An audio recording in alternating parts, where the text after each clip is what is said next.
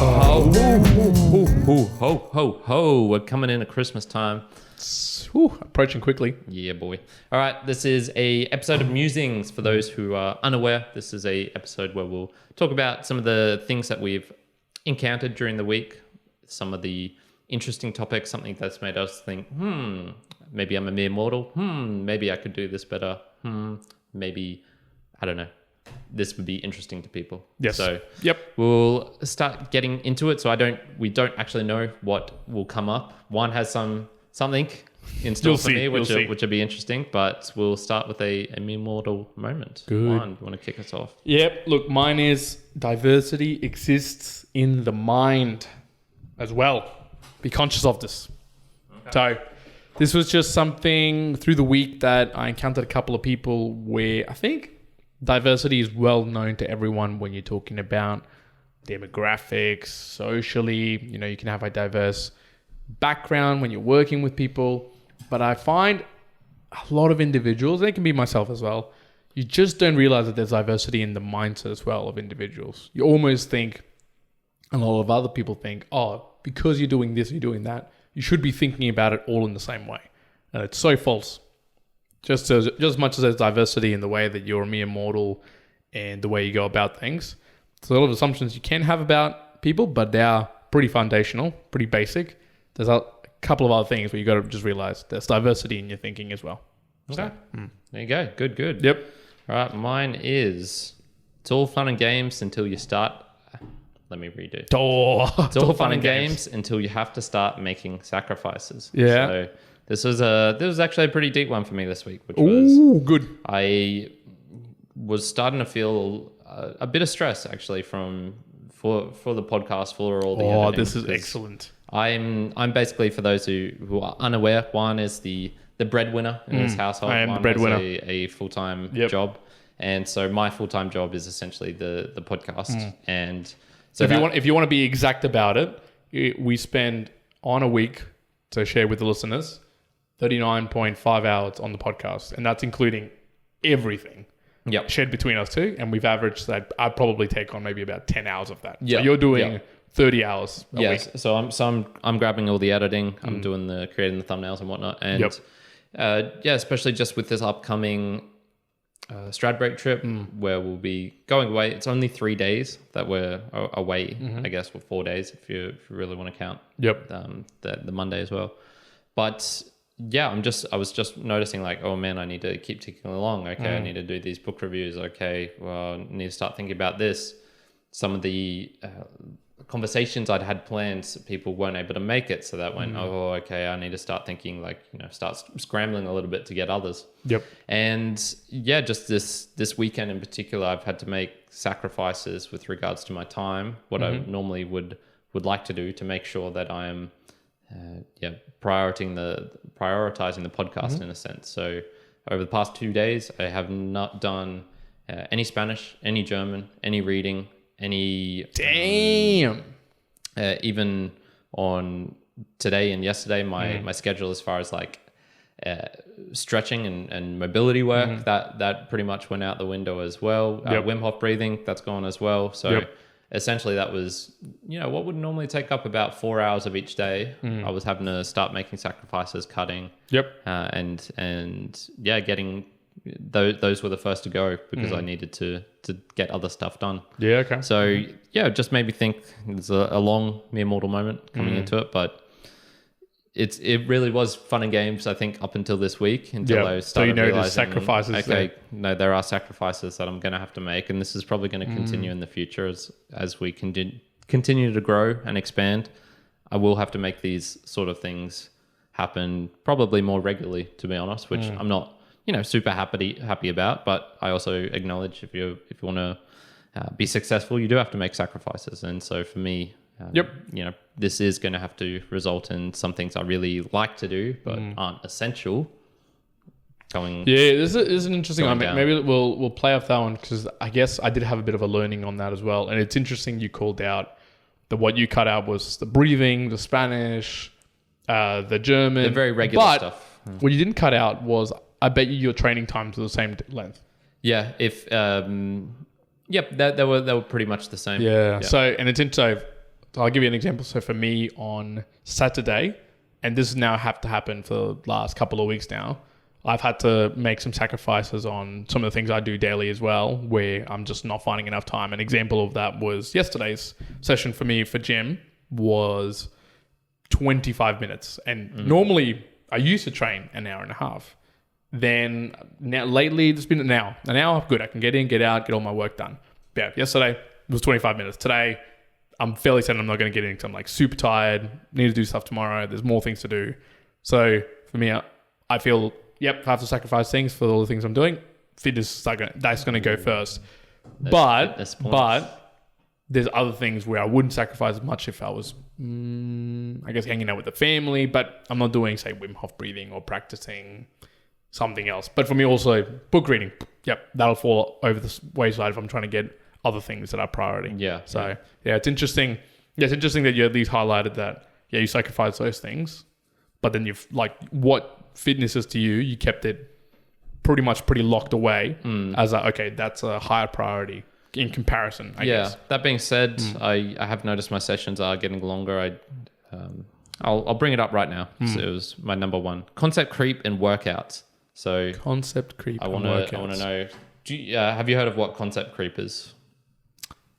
No, explain it. Okay, so I'm surprised you haven't, because Jocko mentions it all the time. But it's essentially where you have a mission, you have something that needs to get done, and as you're going through it, more things keep cropping up that you include as part of the mission. So, gotcha. I guess I hadn't heard it as concept creep. But yeah, I guess mission creep, anything to do with the creep of the actual initial workload. Well, for me, I've heard it as concept creep, and so for me, this has been happening a bit, and I've noticed this trend in myself over the past couple of years, which is I'll be doing some exercise, I'm really enjoying them, and then I'll go, okay, how can I fix up this my routine to make this better? Okay, I'll add in this exercise and I'll change these couple of things around. And I do this every 4 weeks, and it's not all the time, but regularly enough where I will add an extra exercise in, and it's just one extra thing. It's just an extra 4 sets, which is an extra 15 minutes, maybe 10, 15. But if you do that over a year, that adds up to a lot extra. A lot. So there have been times where I vividly remember a point last year where I was doing some workouts that lasted, not even including the travel, me arriving there and me finishing was probably about 2.5 hours of working out. And so that got to the point where I was going, okay, I need to cut this down because it's getting too long. And that's sort of started to happen, I've noticed, particularly on the heavy, I guess, like heavy calisthenic day, which is where I'm doing weighted stuff. I've just added over the past couple of months a little bit more here. And so it's just growing and growing and growing to the point now where it's going, okay, this is getting past the 2-hour range, this workout. Maybe I need to start considering. That's interesting, because I think that particular mindset, I remember hitting it maybe in 2013 with gym, and it would build up to leg sessions that I would be doing 2.5 hour leg sessions, and I'd get an hour and a half in and have a bit of a rest, have an apple. I remember I used to bring an apple, so I'd do an hour and a half of legs and whatever movements, go and chill for 5 minutes and eat an apple, and then get back into the rest of it. Damn. And it is a little bit different, I guess, with calisthenics, because you're, as you say, you're doing 4 sets in 15 minutes, where most people doing, if you're a normal gym, 4 sets will take you 6 minutes, right? So it's a little bit different because you got a little bit more rest time. You reckon that's true? I don't think that's true. Generally, I mean, say you're doing a chest incline, so you're doing 12 reps, that'll take you about 20 seconds, and you rest 1 minute. That's a minute and 20 seconds. No, I think that might be you, man. I don't see people going that quick. Generally, your rest time should be a minute. Like that's if you but should be. But all right, let's say general people maybe 10 minutes. If you train with a personal trainer, roughly they're going to say keep it to a 60-second to 90-second rest break, unless you're doing heavy lifting, and it should be 2 minutes. Yeah. No, I'll actually. I'm going to call out Kyrin, because you do a lot of what I would call very power speed lifting with your workout. So when you're doing especially gym workouts, you're much more attuned to like as much performance on the lift as possible. Yeah. Where for most gym goers, they're probably not going to have enough time to do that. You're going to have to constrict it somewhere, which is going to be your rest times. But if you want to have like ideal lifting, then you have as much break as possible so you can be super fresh to do your movement. I think one of the reasons for that is I don't see anyone else taking notes. I'm so surprised I don't see other people recording what they're doing. And that doesn't surprise me. Man, that does not surprise me. It doesn't surprise me in the sense that I know no one does. It surprises me in the sense that no one's figured out that it's hugely beneficial. And for me, I think that's one of the reasons is that, I have my previous 12 more months and months worth of catalogs and notes from my previous sessions there. So it's looking me straight in the face. If I only do 3 reps this time, okay, why? Why are you only doing that? And I get there's the variations in particular workouts and whatnot, but that's probably why I tend to take long breaks as well. Yeah, look, I'd say that it does help obviously to do that because you have something to be disciplined against and you have something to, you can't just be, it's kind of like looking in a mirror. It is what it is. You're looking at the numbers. Okay, I did this last time. I'm going crap. I know I can do this. I should be going better or even a little bit beyond. But I will say it's actually like for people who do it without training, without noting it down. Like I've done that in the past as well. I know a lot of people so you can do a lot of training based on just feel. So I probably for 4 months or 5 months, I remember going and training and just knowing, okay, on a Monday, I'm going to do just chest or shoulders, or Tuesday, I'm going to do back and legs. But when I got in there, I would just feel what I wanted to do. So if I felt like doing deadlifts in this, I would do that. If I felt like doing back now, the only caveat to that is I had it in my head a running tally of what am I generally lifting? What does it feel to be a good day? What does it feel like to be a bad day? But it was totally around feel and knowing what my numbers were. But that was previously, but originally, I would note down things on a book. So I did have that idea behind it before I went into that feeling. So you can grow into doing it in different ways, but it does help if you can note it down because, it's noted down. So it puts a goal there or an intent. I think if 100 people went in and were doing workouts based on feel, which probably a lot of people do. Yes. I think there's maybe only 10 that would be like you, which would be able to really not see that much of an improvement compared to if they were taking detailed notes. I'd say less than that. I'd say 1. Yeah. I'd say, and by that I mean is if you got someone who's never trained at all, let's take running, something that we barely do. If we didn't take any notes about running and just said, just go and run, whatever you feel like, or if we said, hey, here's a state aware of what you're going to do. This is the plan. This is what you could do. This is what you should track it against in your time. Yeah. Like almost 99% of the time, the second one's going to be better because you got tracking against it because we don't have experience. But if you had lots of experience, like now that you have experience with handstands, you could go in there and do it by feel. You could go in and say, okay, well, I know I can feel to doing the one arm handstand or the handstand push-ups today or this, where someone fresh would just have no idea. They just have no idea what a by feel means. Yeah. So I'm not judging too harshly if people want to go in and use the gym as a casual social atmosphere. Hell yeah, go do that. Oh yeah, definitely. Yeah. And it also depends on that. I just know me, if I tried to go in and do things by feel, I would be getting substandard results as well. Yeah. Because I'm exactly like all those people. If I have the opportunity to be lazy, to take a shortcut, to do whatever, I will probably do it. Yeah, okay. Yep. So I'm a little bit different in that way in only some things where I like to add extra suffering just for fun. And by that is, walking to the gym. I could just drive to the gym. You could. When I'll go to a leg workout, but I enjoy walking to the gym, that extra kilometer there and kilometer back. And then I'll even enjoy more wearing a weight vest to make my legs sore before I even get into the workout. To me, that's like, yeah, that's great. It's fantastic. Where I'm sure a lot of people don't share that. We can't touch on something where it's probably going to be close to what I wanted to share. So, thumbnail. You might have seen it. You might be thinking, what in the hell's going on? So, this guy on Instagram that I follow, he's a pretty big guy over in LA called Bradley, I think his full name is, or Bradley something, whatever, who cares. But he's someone who overdoes things, particularly this to fitness. So, I don't see his post all that regularly, but sometimes I stumble upon it and I'll do the whole, all right, I'll go to his page, see what he's been posting, see what he's been doing. So I see him on a machine, one of those like, what do you call them? The bike erg machines? Yeah, bike erg machines. Okay. So I'm like, okay, interesting. And I read this caption and it's like, now I can only do training on non-weighted machines because, and essentially he kept training through like a plantar tear or something in his foot for months to the point that now he can't even use any weight at all on his leg.